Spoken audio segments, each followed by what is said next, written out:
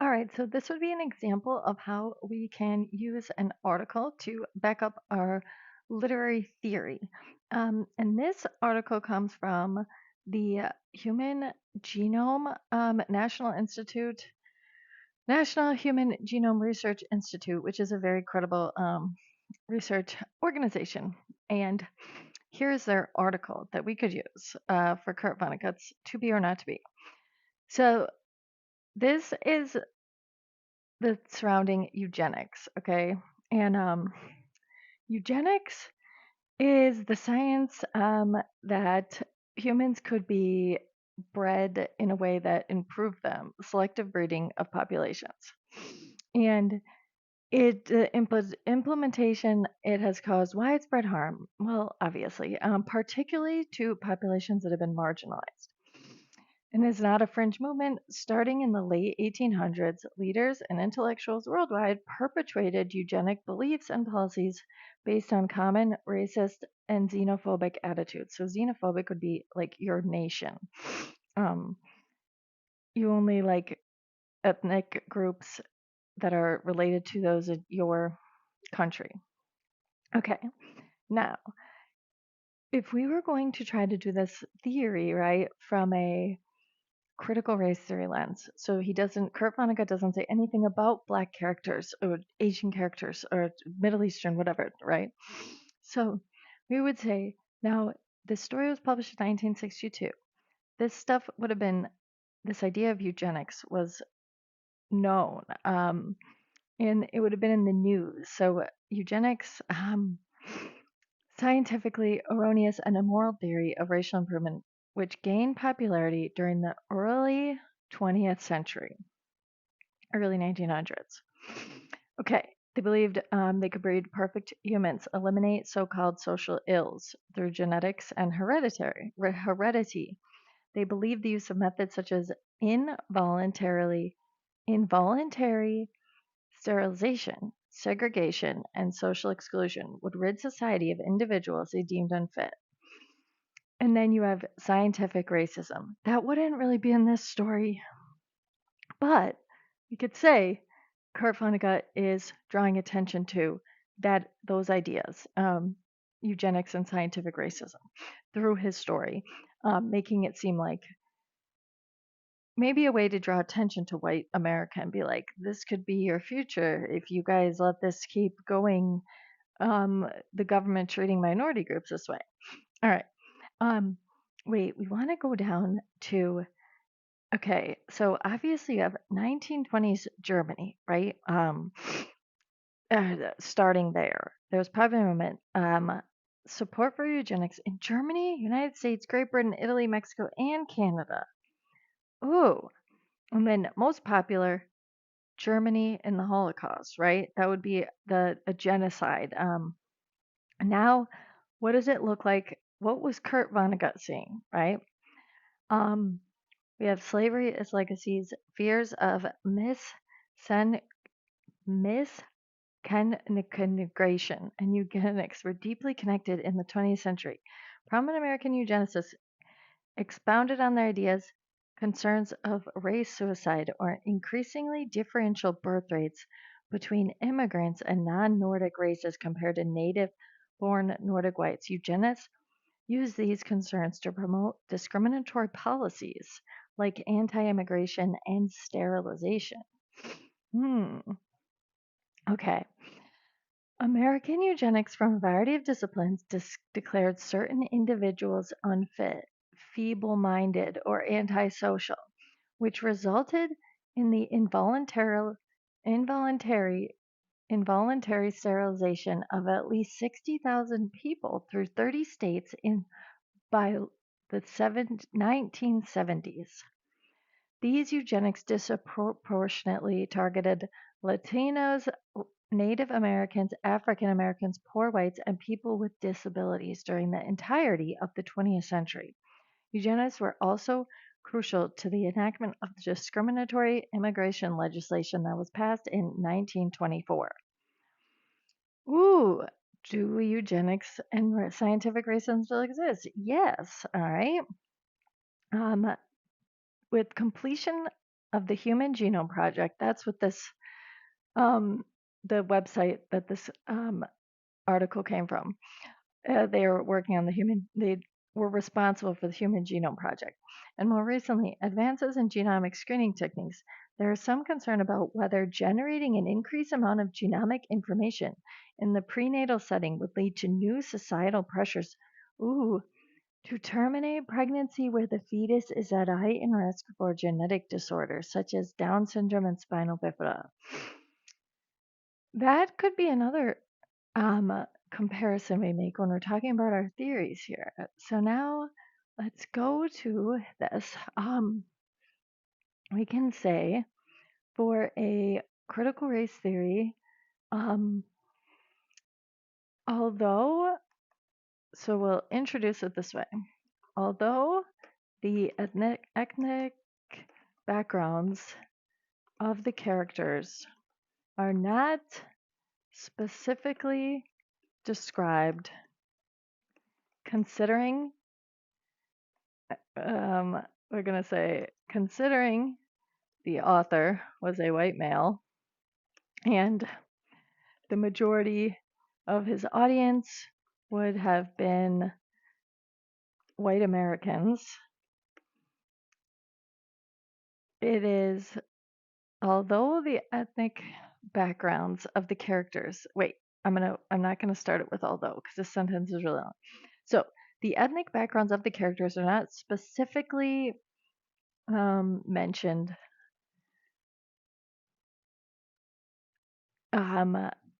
The ethnic backgrounds of the characters are not specifically mentioned, but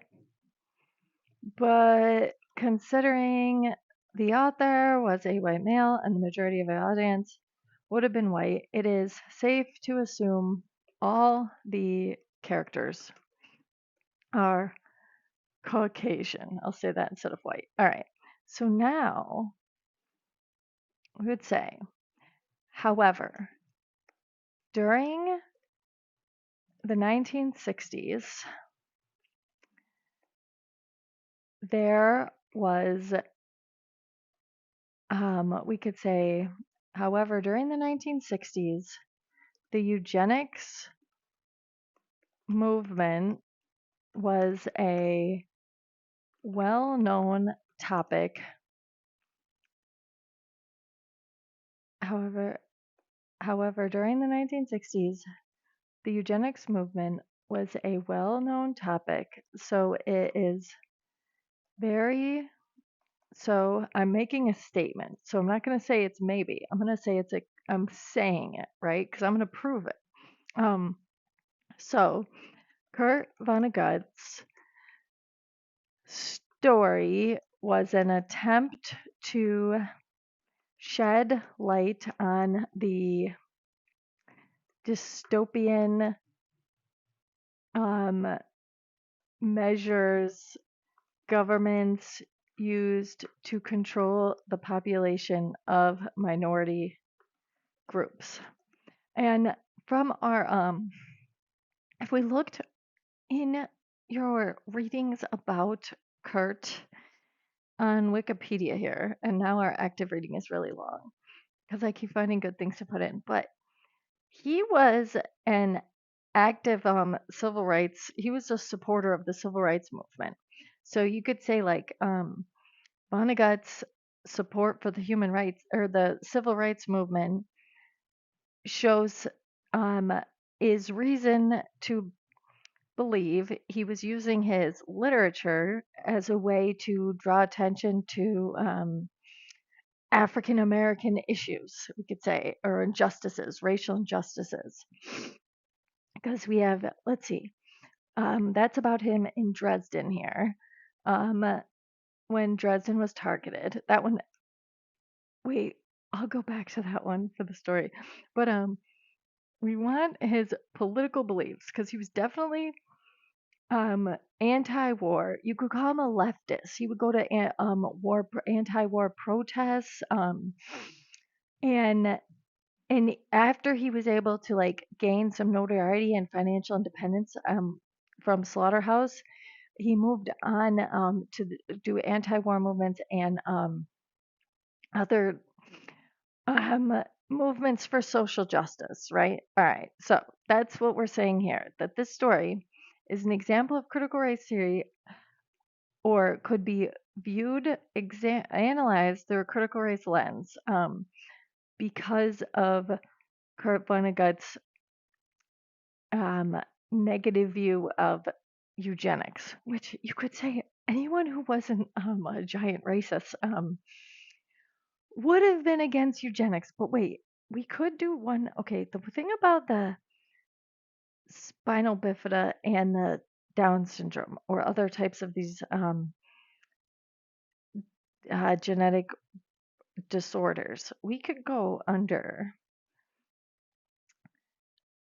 a affliction theory, and we can say this story is unique because medical advancements have created a society where humans no longer age or face natural biological enemies. We can say, however, those that are afflicted, who would be the afflicted people then?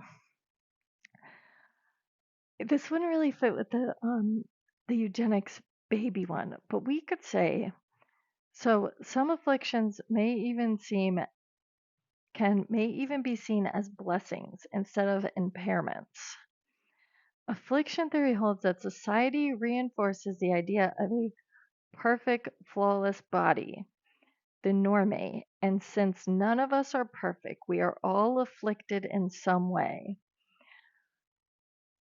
Ooh, so we could say no one is afflicted, and society, all right, however, I have it now. Sometimes reading the definition of a theory can spark your idea. So don't be afraid to be like, oh, I read this 2 weeks ago. I don't need to read it again. All right, let's say, I'm sure you don't sound like that. I'm sorry. Okay, we can say, however, the story, the characters live in a world where no one experiences any type of affliction. Here, not however, I'll start it this way. The characters live in a world where any type of affliction, which has created an ethical dilemma due to the fact none of the characters are afflicted. Well, wait, none of the characters, or we'll say due to the fact the characters are all immortal, they must choose those amongst themselves that will, I guess you're taking the ultimate affliction, that will choose to be ultimately afflicted through an assisted suicide. I wouldn't really call this, I'm going to put this like this. I'm going to put it in quotations because I'm like showing whoever's reading my stuff that I'm giving this like a spin. I know that ultimately afflicted isn't a thing, right? Ultimately afflicted through an assisted, we'll say by means of an assisted suicide. All right. So here would be an example of how you would talk about an affliction theory in this type of story. And we could say those that are afflicted are either pressured or what causes them to become afflicted, right? So you could say, in the absence of aging or disease, the reader is left wondering what would cause people to become emotionally afflicted enough to end their time on Earth.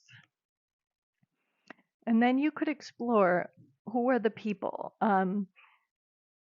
So in the story, Edward's maternal grandfather was going to volunteer to die. So he would be viewed as an afflicted character. And then you could maybe say it is interesting.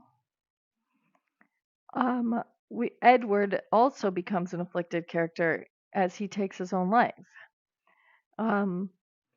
If those in the society are the ones, or if the afflicted,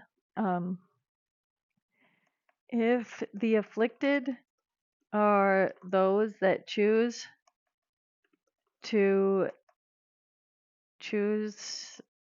their death, then Edward would also be considered an afflicted protagonist. And that would be an example of how you'd write for that one. And if we had post-colonial, a perfect example would be the Irish famine. Okay, so the tone of to be or not to be is was inspired by, wait, where is it here? The Modest Proposal. It was The Modest Proposal by Swift, something Swift. Jonathan Swift's A Modest Proposal. Jonathan Swift's A Modest Proposal, which was a satirical opinion piece meant to shock British audiences into sympathizing with the Irish people. All right, so now, if Vonnegut was inspired by the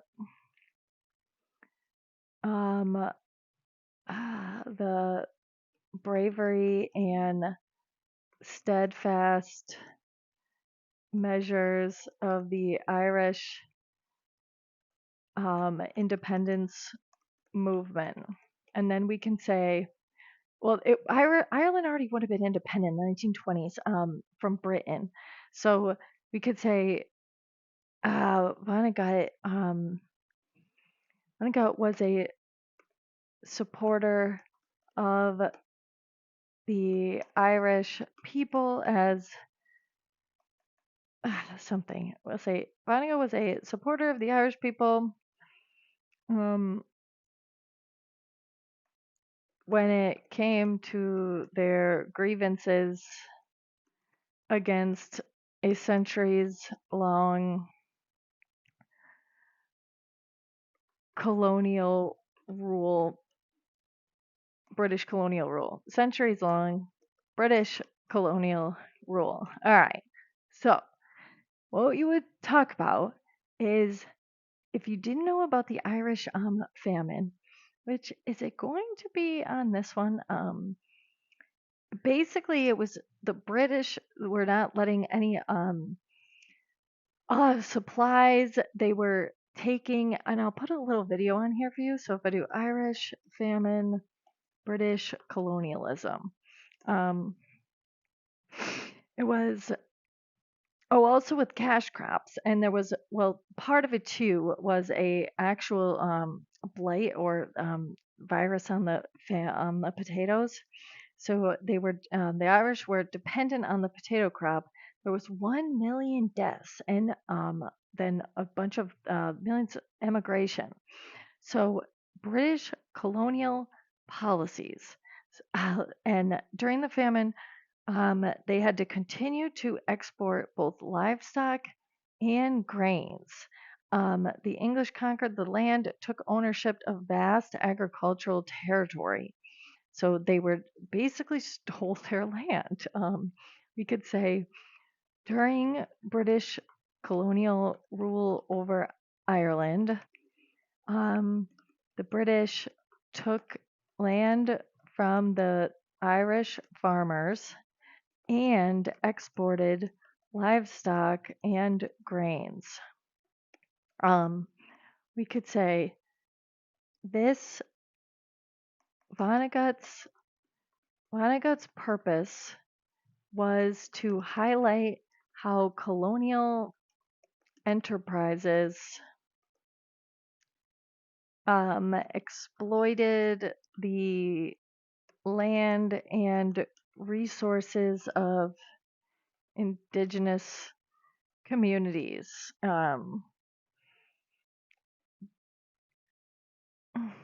By pointing out that we could wait, let's say this. By setting the story in a familiar American city like Chicago, Vonnegut plays upon his readers' fears that we could say imperial population control measures used abroad could be implemented on a domestic level. That would mean in the United States. So basically, it would be saying that you would do a paragraph on the tone, how it is a known fact that Vonnegut's tone was from that modest proposal. And even though Ireland had gained its independence, when did Ireland gain independence? I want to say 1921. So he would have been just born, right? But it would have been something that was celebrated, and it didn't just because they became independent. There was like a civil war after that, so Ireland would have been in the news a lot for their conflicts and political issues between Britain. All right, so we could say that, and then a psychoanalysis. You could say it can be what if we said normally suicide is seen as a taboo um a taboo topic, and those that have loved ones that committed suicide are left devastated. And then we can say, why does it keep doing this? Why am I saying no? Committed two T's. Okay. And then what if we say, in the story, the ideology surrounding taking one's life is far different than modern day. And we could say, what if we say those that are viewed as mentally unwell are the ones that take their lives without calling the state-sponsored suicide number. And then you could explore what happened to the painter. So at the start of the story, the painter is characterized as cynical and emotionally unstable. After he expresses, he would do it himself. All right, so then we could say, however, he experiences an epiphany and decides to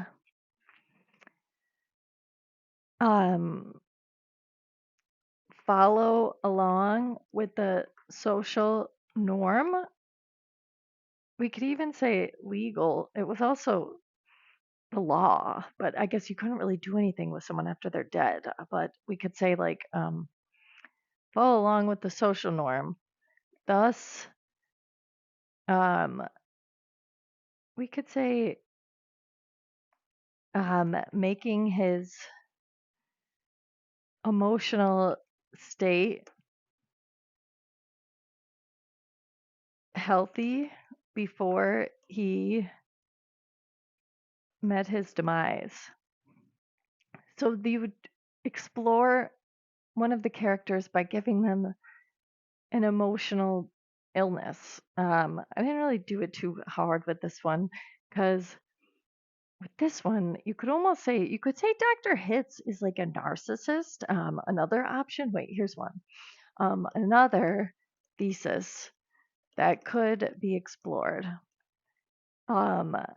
Dr. Hitz is an example of what can happen when egotistical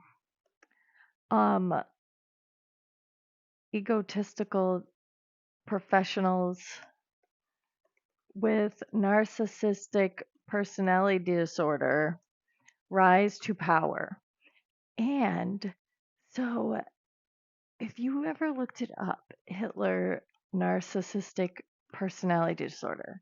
So if you ever have a character in a story who's like really horrible, some people believe that narcissistic, you could find some theories that he had narcissistic personality disorder. So you could go down this route that um some theorize that Adolf Hitler had narcissistic personality disorder. If Vonnegut uses the motif of the gas chambers to draw readers towards the similarity between, I'm making this too long. Some theories that Adolf Hitler had narcissistic personality disorder. Okay, if Vonnegut uses the motif of the gas chambers to draw readers' attention towards this, draw readers' attention towards Dr. Hitz being the equivalent to Hitler, one can diagnose Dr. Hitz with the same personality disorder. So then you could go down this route and say that Dr. Hitz is a narcissist. Or you could even do it a little more further and you could say, while Dr. Hitz is the obvious narcissist, the question could be posed towards Edward.